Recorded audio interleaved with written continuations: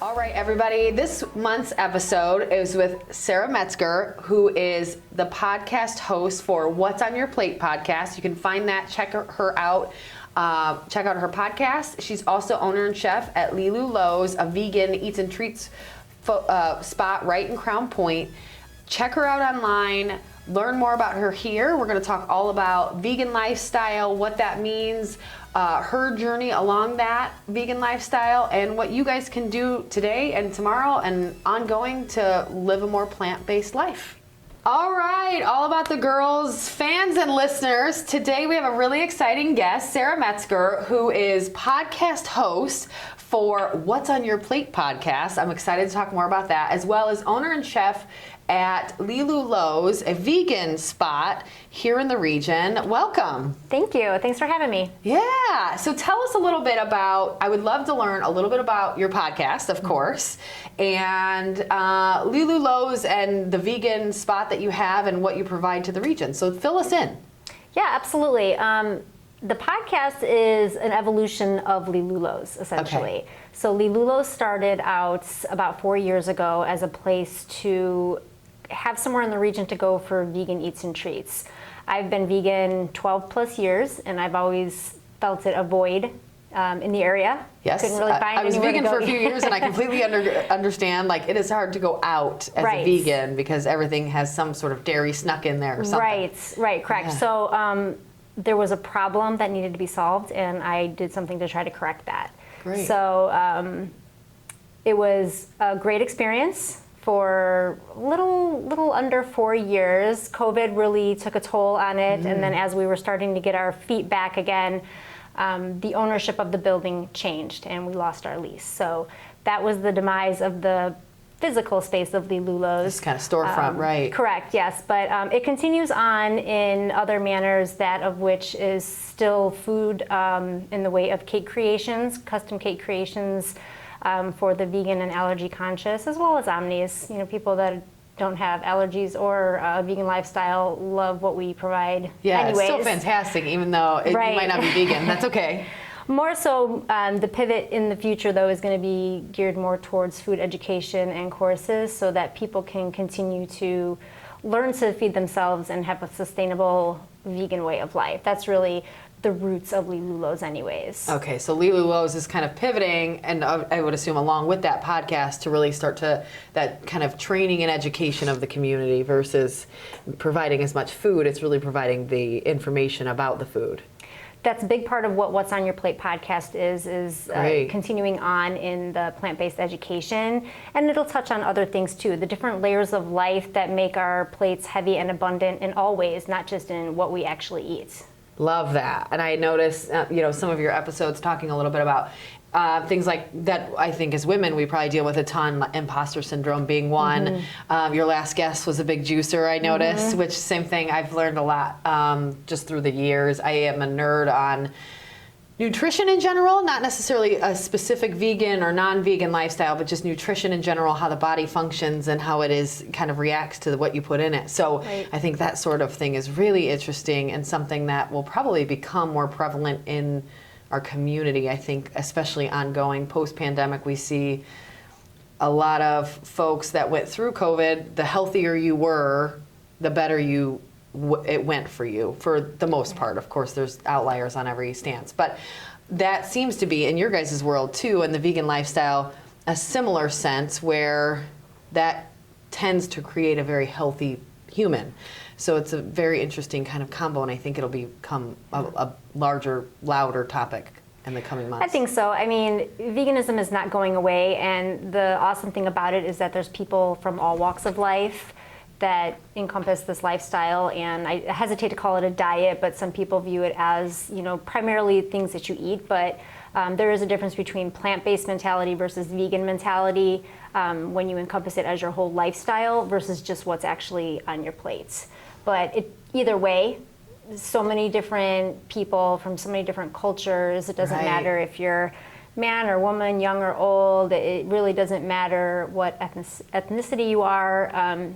It's just prominent anywhere you go, Yep. more and more. Even Race, in the religion, region, culture, doesn't matter. doesn't really. matter. It doesn't matter at all. Even in the region here, that tends to be a bit more meat and potatoes type of mentality, I feel like. I agree. There's options popping up in even barbecue places and burger joints, just because that is the way the world is going, is plant-based.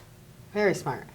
So tell us a little bit about your background. How did you get to this life with, I mean, if you think about Lelulo's and the podcast itself, and you said you've been vegan now for, I think, quite some time, correct? Yeah, it's been 12 plus years for myself. You know, I entered the plant-based journey almost by accident. I really just sort of gravitated towards removing red meat, and then it was pork, and then I didn't want to have chicken anymore, and I really didn't realize what was happening until all of a sudden I wasn't eating any meat anymore. And it was just because I didn't want it. The accidental vegan. I didn't like seek it out. I feel like it was just sort of my natural evolution. Okay. To be honest. And once I realized what I was doing, I started educating myself more on how I was going to still maintain a healthy life or enhance my healthy lifestyle with focusing on plants, because I'm a long distance runner, and I wanted to make sure that I was fueling myself properly and not being deficient in anything, so that I could perform at the level I wanted to perform. So I just started educating myself. I started taking courses and immersions to get a deeper understanding of all the different plant-based alternatives and options. Yeah, and there's a ton. There is a ton. I mean, and it just kind of went from there. I mean, I started just talking more about it, and it became important to me to show other people that you can be plant-based and still eat delicious food. That's really the biggest thing for people. People don't want to give up what they love. So if you can show them that plant-based is still delicious, if not more delicious than what they've been accustomed to, that's the ticket. And I think you see, and I'd love your opinion, you see a lot of, I guess, fake foods, I would call them. That's like, it's vegan, but they're also super processed. And I would guess healthy? Just knowing what I know about you, the little I do know about you, that's probably not more of what you're geared towards. It's more so those whole foods. Correct. Like, let's eat real foods. If you could grow them in your backyard, that'd be even better. To kind of fuel the body the proper way with the foods that it was meant to take in the first place, right? I mean, listen, things like Impossible Burgers, Beyond Meats, they all have their place. And I think they're great transitional foods for people going from animal food to plant-based foods. And, you know, I enjoyed the occasional field roast hot dog type of thing. I mean, it's not omitted completely from my life, but certainly eating more of a true plant-based diet versus a processed, just non-animal diet is the goal. Yes, I completely agree 100% with that. I am not vegan. I was for several years. Same thing. I went vegetarian to vegan, and now I eat meat, but I'm really conscious about the quality, where it's coming from, and I think that's the same. It's throughout, like, I would much rather eat meat than Oreos or Doritos that might be vegan technically, but I think similarly, just eating the foods that are really, it's a good sense to just eat good foods that are good for the body. And you're right, it doesn't have to be all or nothing. You can have some of that processed stuff, but just really try to stick to the healthy stuff. Correct. I mean, nobody wants to live in a world where they feel deprived of the things that they enjoy. Yeah. You know, so allowing yourself that treat or that processed plant-based burger, you know, if that's what you're going to enjoy, that's fine. Just know that the big picture should be more about fruits and vegetables and grains and legumes. Yes, that's awesome. Now tell me a little bit about your family background. Do you have children? Are you raising children that are vegan as well? Is this something you do on your own? Fill me in on that background. So my family history is that when I went even just vegetarian, I knew not a single soul that was vegetarian or vegan. Really? It just sort of, like I said, evolved within myself. About a year after I made my transition, my mom also became vegan. And she's really the only other one in my immediate bubble, other than my son, who has been vegan since conception. Okay. Because he's going to be 8, and I've been vegan 12 plus years, as I mentioned. So he's just really... he's starting to really understand more and more about what it is he's eating and why we make the choices that we do. That's good. And so far, he's embracing it. Okay, that's what I was just going to ask. Now, how's he doing? Because he's probably got some influence from school or whatever it is that is maybe a little bit tough, but he really sees it already. He sees it. I mean, it's something that's just part of the conversation on a regular basis. I mean, just like you would talk to your kids about anything else that is part of your values or ethics. He knows that in our home, we say things like, friends, not food.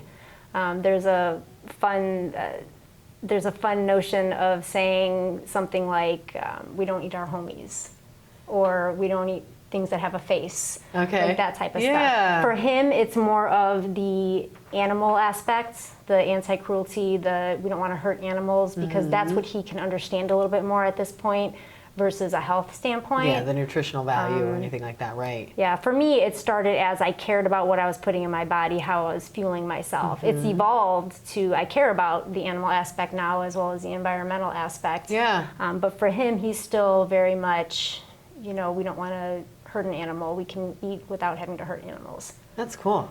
And tell me a little bit about what did you notice when you first did transition? And I know yours was a little bit slower, so I don't know that it was as obvious, but what are some things that you noticed along the way as you transitioned from, I guess we'll call it air quotes, normal to vegetarian to vegan, with your own body, your own health? What improvements did you see along that path? So I didn't have any significance, lost a ton of weight, there weren't any diseases pre-vegan that went away. So for me, Probably a relatively healthy right, person I was relatively already. healthy Right. to begin with. I will say, my energy was better, my sleep was better, just my mental well-being was better, I will say, because there was something happening just even emotionally with me that felt like something was off. And then when I transitioned out of animal foods into plant-based foods, it just became a little more peaceful in my mind. Now my mom, on the other hand, when she initially went vegan, 40 pounds. Really? Within like a couple months. It was quite a change for her. And I know many other people that have quite abrupt and significant changes to their health just by when you cut out the changing junk their that diet. comes along with, exactly. Yeah. The stuff that's probably not even so much based on vegan or not. It's more just, it's the processed junk that when you cut that out, because it's not vegan or whatever, then you get rid of a lot of garbage. It That's contributes impressive. significantly to just your overall health, what you're putting in your body. Fantastic, yeah. So tell me a little bit about the path, as you mentioned, that Lelulo has really started as this kind of custom cakes and catering vegan shop. It's really moving into more of that education. What are some things that you're excited that are upcoming in that career space that you look forward to? So with the food education being more of the focus now, there may be opportunities again for hands-on courses. I did a lot of that in my eatery as well. Okay. At the time of that existence. Like teaching folks to cook vegan?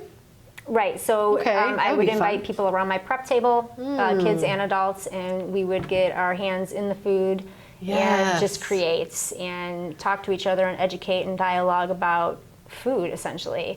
Because that's what we love to do anyway, but you're right, so often it's dinner and drinks and it's this big thing and it tends to be relatively unhealthy. But that space, it becomes this, no, we're working together to cook a vegan meal so that you can feel more comfortable in that space and cooking for yourself. Right. So that's fun. It would be amazing to get back to the hands-on courses, which is a goal for sure. Online courses is going to be a thing as well. And honestly, either way, it really just comes down to helping people continue or find their path. Food is always going to be a thing. It's something that everybody needs, and we all want ways to be healthier and feel good about how we're fueling our bodies. And honestly, it has a lot to do with more than just food. It's a lot more than just what we're eating. It's a lot to do with connection and how you can enjoy the company of other people and sit at the same table, even if you're not all eating the same things. Yes. So, but in that same sense, sharing something new with them so that they may experience something amazing as well that is different and delicious. Yeah, and teaching them kind of the same of you can be vegan and still eat great food and all of those things. Okay, I love that. Even if people minimize the animal products that they're eating, it doesn't have to be an all or nothing immediate switch. But if you just start increasing plants and reducing animals, that's fantastic. Fantastic, yeah, I completely agree. So tell me a little bit about, in this podcast, we always really try to hit on women in your life and women, whether they're in your life or not, but women that have impacted you through time. Tell me a little bit about some of the women in your life or women that you look up to that have impacted you. Well, from a food standpoint, I feel like some of my earliest memories are in my grandmother's kitchen. Both grandmothers, quite honestly, had their signature dishes, so to speak, that I remember them for, and I still think about, even if I don't eat those types of foods anymore.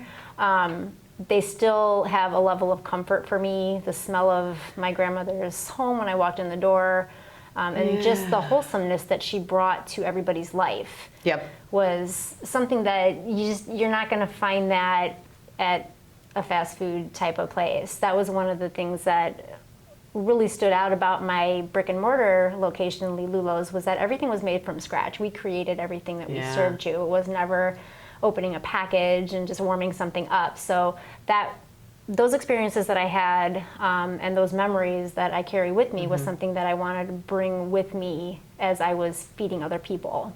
And I think it's such an important thing because you're right, like food's always going to be around, and we've built a culture, a heavy culture built around that time together over a meal. And so that time together over a meal mixed with those memories and those smells and all that stuff, we're not going to ever get away with that, but or away from that. But how do you bring a different lifestyle into that fold and let that be okay? I think that's exactly a great goal. Definitely. When you began your career, so if you think about as you got into this vegan space to now, how different is that from what you thought then, where you would be, to where you are today?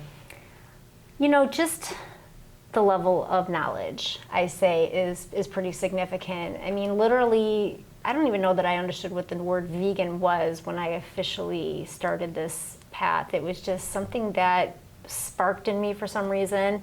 And the knowledge that I've gained just by the people that have influenced me, the books that I've read, the documentaries I've watched, just gaining so much perspective and knowledge and insight from then versus now.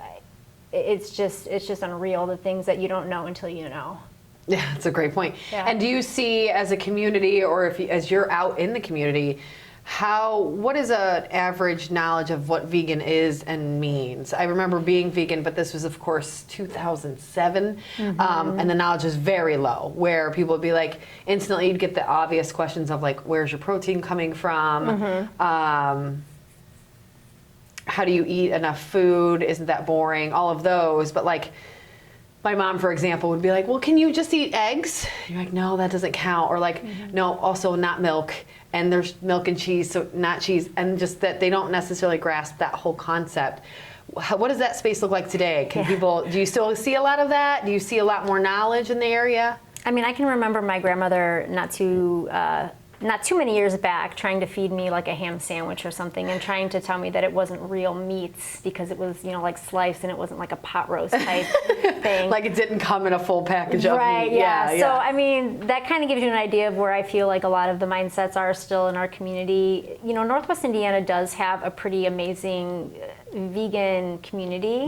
It really has grown and is pretty active, and it was surprising to me a little bit, honestly, when I first learned of that. And it grows all the time. So I know that people are interested, but again, there's a lot of lack of understanding. Like I always get a lot of questions of, well, it's vegan, so it must be gluten-free as well. Or right, which is definitely not true. Which is not true. Yeah. Or, they continue to ask the question, even though they know they're coming to a vegan baker or a vegan eatery, they continue to say, does it have milk in it? Are there eggs in it? So there's just a little bit of a disconnect or lack of just educating yourself, essentially, on really understanding what it means. Really the difference, I think, between vegan and vegetarian. Yes. People blur those lines a lot. And for those that don't know, tell us the difference between a vegan and a vegetarian diet or person. I mean, there's different layers of vegetarianism for sure, but vegetarian essentially means you still eat some products that come from animals, but typically not flesh.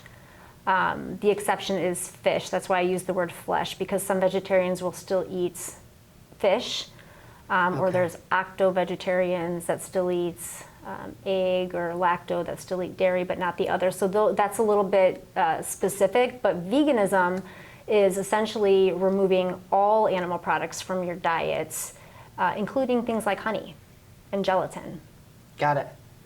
And then same thing on the other side of veganism is even then removing leather from your purchase like points and things like that, where you don't wear or purchase leather or anything that uses. Right. So, and that's kind of another layer too. So right. It kind of depends on who you ask what the word vegan means versus plant-based. So plant-based diets are what I just described, where you eliminate food that comes from animals or bees or that. If you are claiming to be vegan, most people distinguish that as not only what's on your plate, but also your lifestyle. So eliminating leather and fur and any other type of animal product, as you know, it's in front of you and it's everywhere. Nobody can be perfect with it.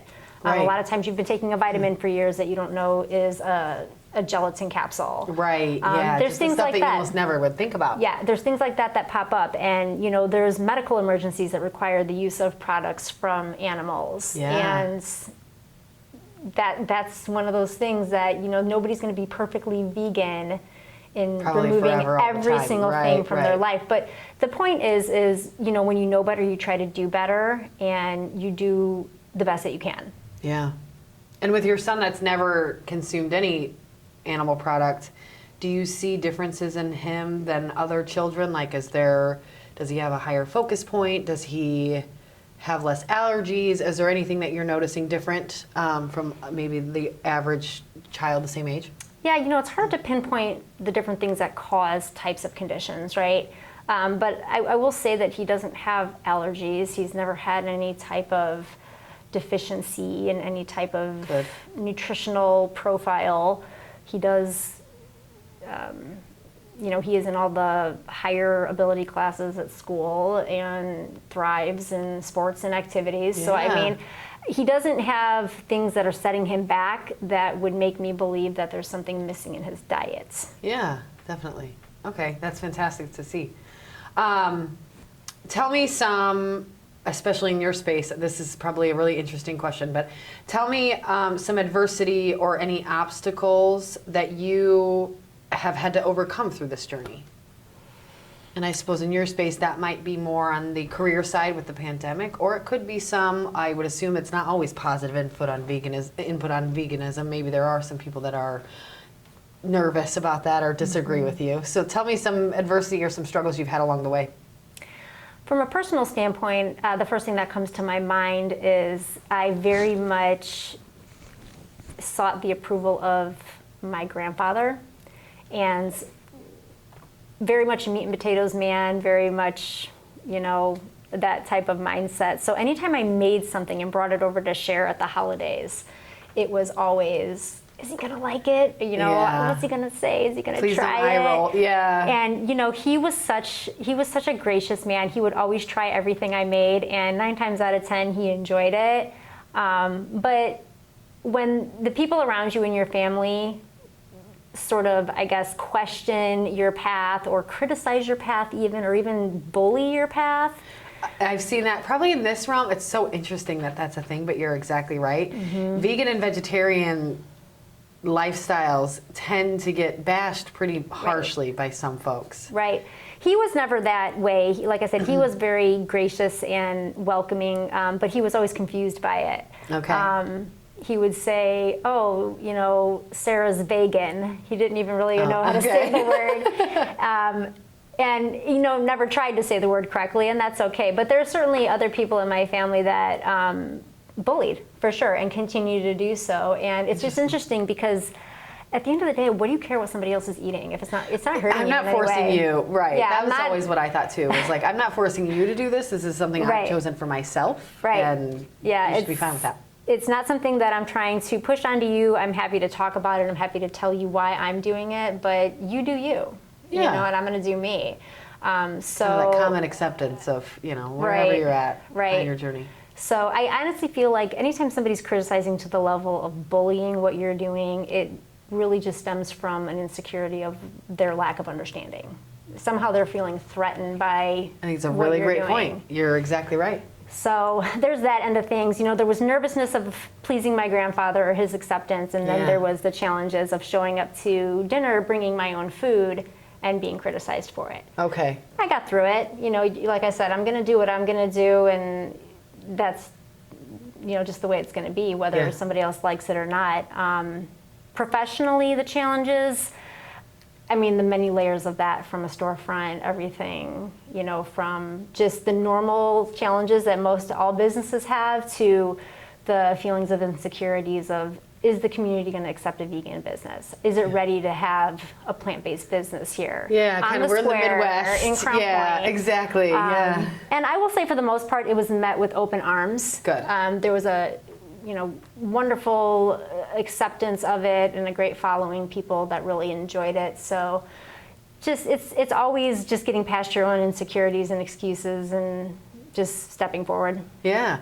And tell us a fail and a success. Tell us a vegan meal that you've either brought to someone else or you've made for yourself that you loved, and one similarly that you shared with others that you absolutely hated and wish you wouldn't have made it.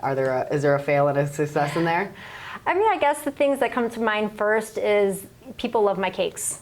I mean, right. Like, if you can make a vegan cake that's delicious, that's pretty impressive, I think. Yeah, so that's the first thing that comes to mind as a success. A fail, I have yet to perfect any kind of veggie burger or patty that you make on your own. That I make on my own. That's a great input. It's just never on point. I feel like I can make so many other things. I've made, vegan chicken and gyros and Phillies and all kinds of meat alternative types of things. But for some reason, that veggie burger escapes my talents. I don't know. Really? Yeah. Gyro sounds like it would be so much harder. That's really impressive. Okay. Yeah, that was popular for sure. I bet. A vegan gyro, I think, would be really fun, because I think, and I generally think with, especially this region, I know the whole world is obviously very different, but in this region, I think you're right. It's more of a misunderstanding or a concern of, well, I don't want to live on salads. And you're like, no, we can do so much more, especially in this day and age, with plant-based foods that we can really combine. And we've really done the research to know, like, how to combine flavors and how to season things properly and do things where it doesn't have to be a salad. You don't have to live on a salad. And a salad can be so much more than lettuce. You know what I mean? Like, everything can be so much bigger than really what you're thinking in your head. And you're like, I'm never going to have taste ever again. But that's not really the reality of it, especially now with what folks like yourself can do. Right. I mean, vegan cake. That's amazing. One of the things that I remind people of all the time, especially in my cooking classes, is you create the flavors you want by seasoning food. And that includes meat coming from animals. Yeah. Not to sound graphic, but it doesn't come cut off the cow or cut off the pig tasting like a sirloin or bacon. Right. It's seasoned and cured to become that. And you think about corned beef and all of those things that we eat. It doesn't come like that. You're creating that that have flavor. A lot of flavor itself. Right. Right. So same thing with plants. I mean, you can season and marinate and infuse flavor into your food to make it become whatever you want it to be, and that includes making it taste like animal-based products. That's fantastic. And how often when you make a vegan meal, how often are you trying to make it taste like meat, and how often are you really just trying to make it taste really great?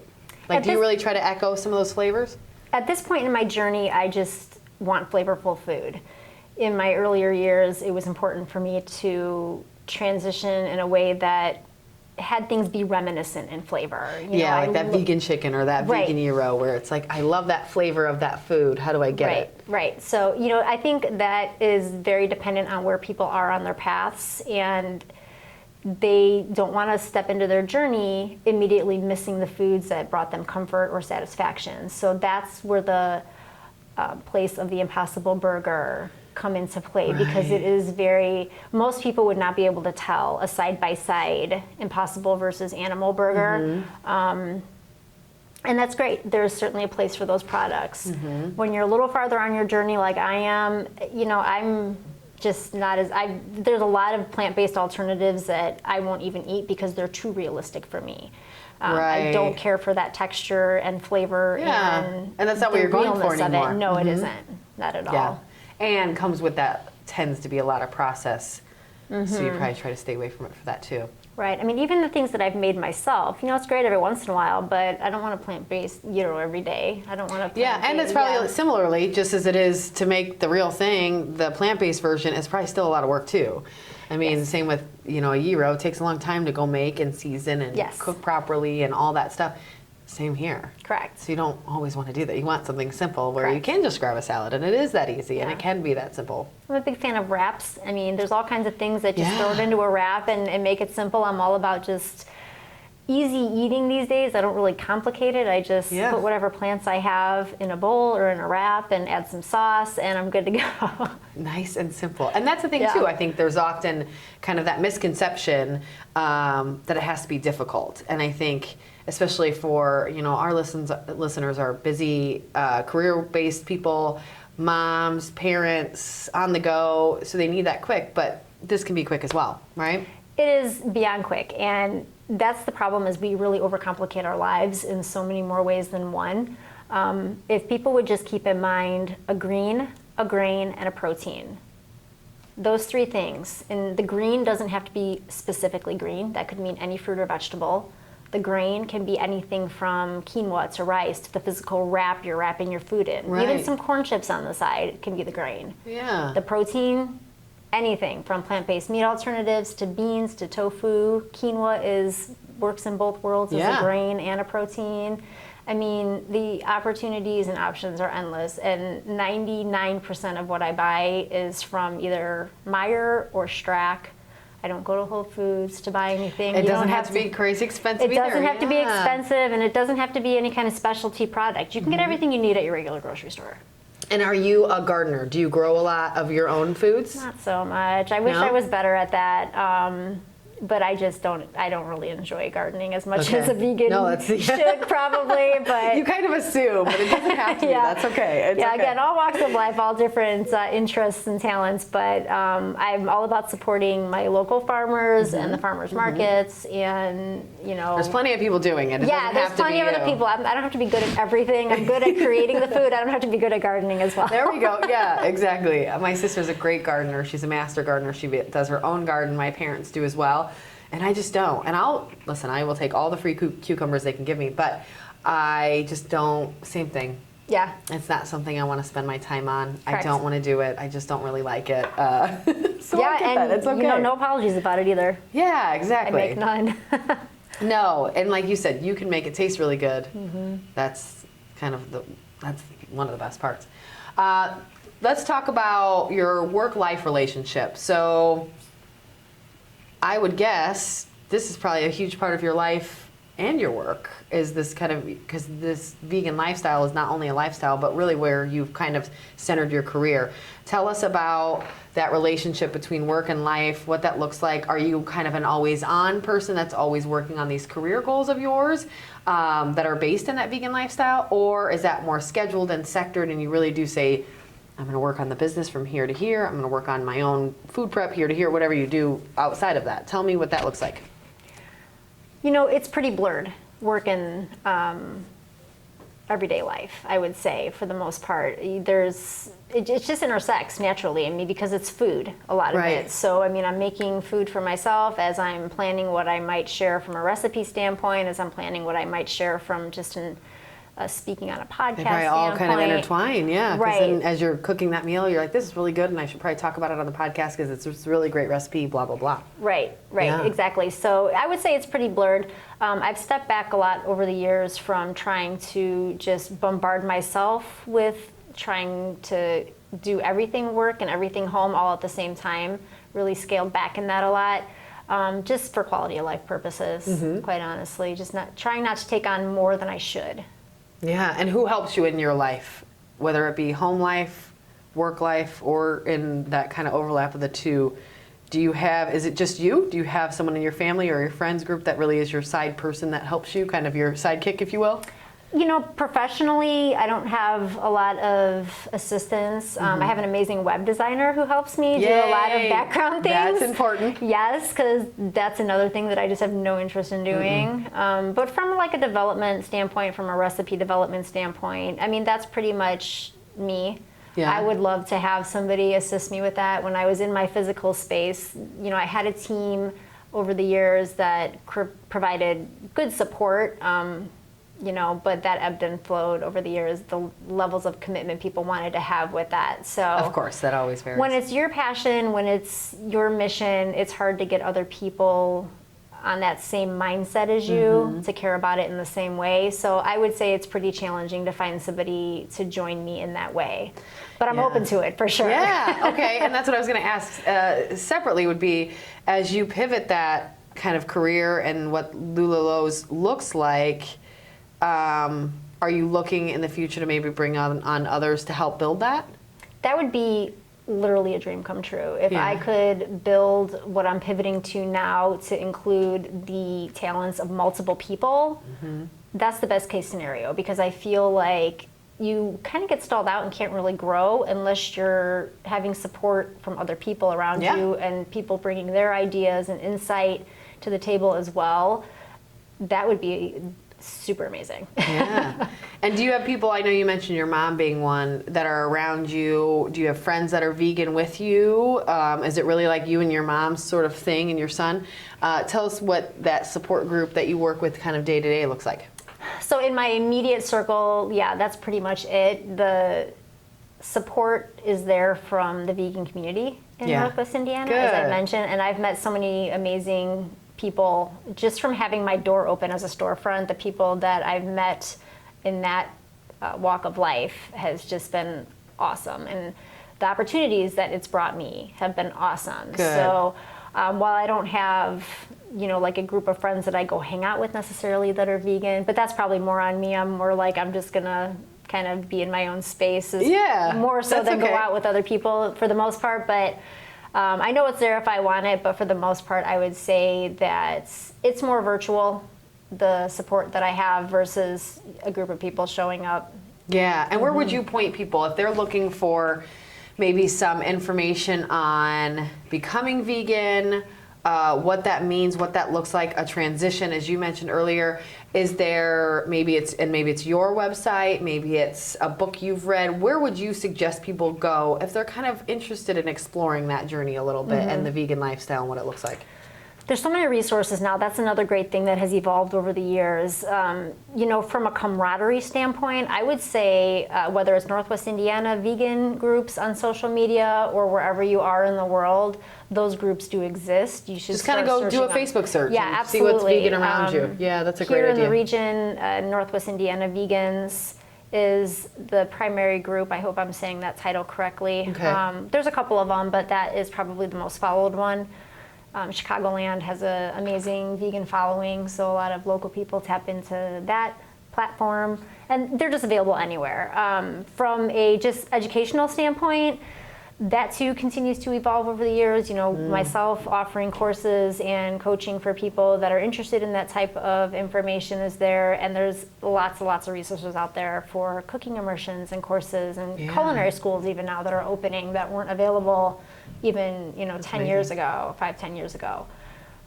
Educational standpoints, as in documentaries like Forks Over Knives or Game Changers or What the Health. Yep, those are great. Are all fantastic resources. If you're more of a bookworm, there is just an endless supply of that information as well. I mean, off the top of my head, Diet for a Better America. Gosh, it escapes me because I haven't read any in so long, but Forks Over Knives as well is also a book. The Kind Diet, that was a big one for me. Skinny Bitch, that was one that was transformative for a lot of people. It was. I don't know that I even agree with the whole premise of that book now, but that was the book that had me, I was vegan literally in 24 hours. Right. 24 hours, read the book, vegan the next day, cut out all, but went very hard the other direction where it was I was just eating whatever kind of at the time, and I read Skinny Bitch and literally within 24 hours was vegan, cut out all processed foods, all sugar, all booze, everything. Yeah. But then that's where I think you do see those, I lost 35 pounds in 6 weeks or something crazy, but because it was such a lifestyle change. Right. But yeah, I think those are some really good references. I like them. And in the digital world too, I mean, there's endless podcasts available that touch on all vegan everything, whether it's nutrition or animal welfare, or environmental, or all of it all together. Those resources are endless as well. And just kind of educating, I think, similar, I think, in any space, no matter what you're trying to look at, there's always a study that you can spin to be on your side. So whether it's pro-meat or pro-vegan or whatever it is.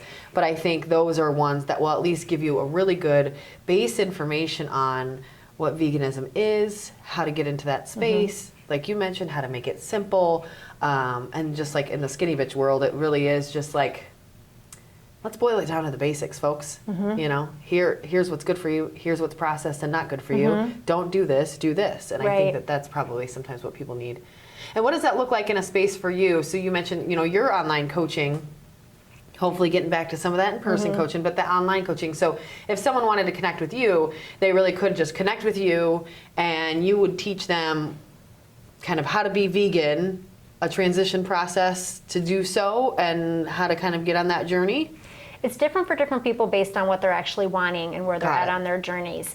But it can mean anything from understanding the basics of what ingredients are and coaching through transitioning and changing their recipes that they love, everything from that to lifestyle conversations and guidance to knowing how to navigate things like family situations and social situations. Yeah, family dinners for Thanksgiving, all the way to like going out to the restaurant with your friends. Right, where to go to eat. And some of it has to do with what brought them to the idea that they even wanted to think about veganism or plant-based lifestyle or eating, because everybody has something that triggers their interest.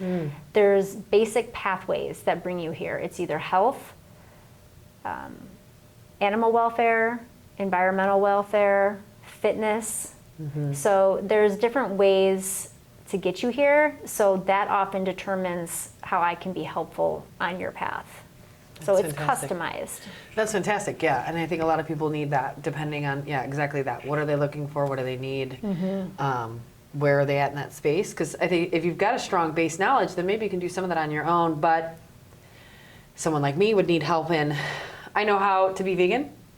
I cannot cook vegan to save my life, at least not well. Help me with that. And I think that that would be maybe more where I was, where someone else might not really know how to even start that path, and they don't know enough about how to do that and what's vegan and what's not. So that's really good. Sometimes people just want resources. Sometimes they just want guidance on go here for that, go there for this type of thing. Yeah, where can you shop? Where can you, that you don't have to go to any special store or whatever. Yeah, they don't want to have to sift through it themselves. So somebody that has a lot of years under their belt and this type of lifestyle can be really helpful in getting those people started with less frustrations moving forward. And mishaps, I think, too. Like, what I saw was, oftentimes, if you don't eat meat for some time, it will kind of kick you in the pants when you do, right? So it's going to hurt your stomach and those sorts of things. So then you get into this space, but then you mess up because you didn't know that this has meat in it, and now your stomach hurts and you feel terrible. How do we get through those easier with less of that happening so that it's a smoother process? Yeah. That's a whole nother layer of plant-based eating, is the levels of plant-basedness, right? So you can be a processed food vegan. You can be somebody that, you know, has a mix of that and whole foods in your life. You can be somebody that's a raw food diet eater. You can be somebody that is juicing. You can be a combination of any of them, and that's all different ways and things to explore. Yeah. And in one of your more recent episodes, you had a juicer on. Is she full juice all the time? I think mostly, correct? She is mostly raw. We're talking about Evie Kavish. She is one of the local juice therapists, certified juice therapists in the region. And she is 80% raw, and much of that includes juice. Got it. And then about 20% still vegan, but not essentially raw. Got it. So, and I know that she has seen amazing transformation in her wellness and amazing health gains on her juice journey, and that's what has inspired her to help other people, tell other people about it. It's like when you find something good and amazing, you want to tell people about it. Yeah, if it works for you and you feel great and you love it, you want to tell everybody. Right, so her and I are on the same mindset in that just a little bit different paths. I'm more let's talk about just the veganism and plant-based journey and removing animal products. And she focuses more on the juicing aspect of things. And then I've seen like just kind of how this is to cure this, and this will help with this stomach thing and all of those. She is a wealth of knowledge. A wizard of juicing. It's amazing. Yeah, it is fantastic. She has done a lot of educating herself officially and unofficially to be able to have the level of knowledge that she does to help people know what is good for this and what is good for that. Yeah, and do you ever, obviously you live a vegan lifestyle, and do you ever kind of pivot that to say, and I'm gonna do that in a raw sense for a couple weeks just to, I don't know, for any sort of reason? Or do you really just stick with that vegan lifestyle and you don't really? No, I've dabbled in things like removing gluten from my diet for a period of time, or removing sugar from my diet, because those things tend to weigh you down mentally when they're too abundant in your diet. So if I start to feel some of that mental fog, then I take a look at what I've been eating and I say, okay, there's been a little bit too much frosting sampling. Okay, there's been a little bit too much. It's vegan frosting, but it still, is vegan frosting, but yeah, still, like, again, not the healthiest of food choices, right? So when I start to feel that, just heaviness in my mind and in my body, then I take a step back and just sort of hit a reset button.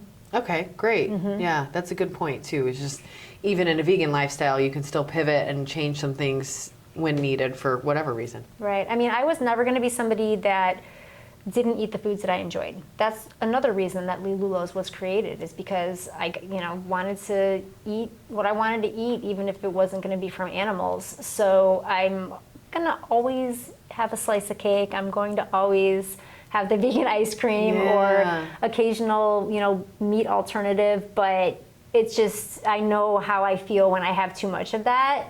So then it's just scaling that back and adjusting. Very smart. So we've made it to the part that everyone loves. Oh man. It's the quick response questions. I'm going to fail this part for sure, probably. We'll go for it. I'm pretty generous with time, but we did have to move it over here because people kept stealing the buzzer. So you don't get that opportunity. You can blame Natalie. She was our last guest, and she made me move it because she was the second person to steal it. So, basically, fun closing to the podcast. I'm going to ask you a few speed round questions, and you try to answer as fast as possible. If you take too long, you get buzzed. And then I still make you give me an answer. So, okay, first up, would you rather go into the past and meet your ancestors, or go into the future and meet your great-great-grandchildren? My ancestors. Yeah? Yes. You want to learn about their life? Okay. Yes. Would you rather meet George Washington or the current president? George Washington. Okay. It's funny how many people say George Washington. What woman would you want to have on your side in a battle royale, and why? Glennon Doyle, because she knows how to do all the hard things. Nice. Very good. Would you rather everyone in the world was more smart or more nice? Smarter or nicer? Nicer. Agree. What would be the title of your biography? Always roast your chickpeas. That's good. Where did that come from? That's an upcoming project. Okay, so we'll hear more. We'll hear more. What's your favorite month of the year and why? Oh, geez. I guess August. Okay. Because it's just a restart to the school year, and that's an adventure I like to have with my son. Okay, that's cool. Yeah. That's a really good reason. I like that a lot. What superpower would you most want if you could choose only one? Oh my gosh. Is there like a multiple choice? I know everyone has problems picking out what superpower. So you could think like you could fly, you could, Natalie's was to be, what was it? Super nice lady or something like that. She wanted to be like Mrs. Nice, literally, like she wanted to be the nice lady. Create food without calories. Ooh, I want you to have that superpower. Would you rather make a phone call or send a text? Text. Okay. And last one, you've done very well. Would you rather be a kid your whole life or an adult your whole life? Oh, man. I would say, based on my own experiences, an adult. Really? Yeah. I guessed you would have said the opposite.